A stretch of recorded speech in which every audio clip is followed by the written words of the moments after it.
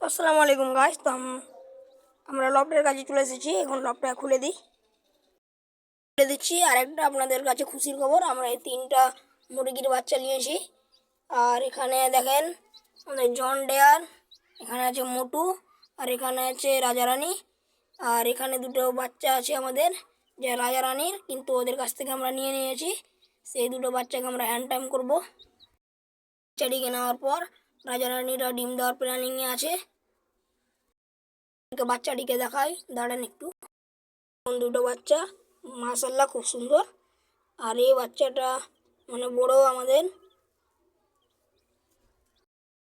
ছা কেমন লাগলো সেটা একটু কমেন্টে জানাবেন।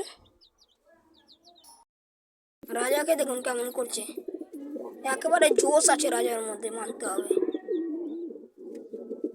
একেবারে জোশ, কি বলবো আপনাদেরকে, বলে বোঝাতে পারবো না আমি।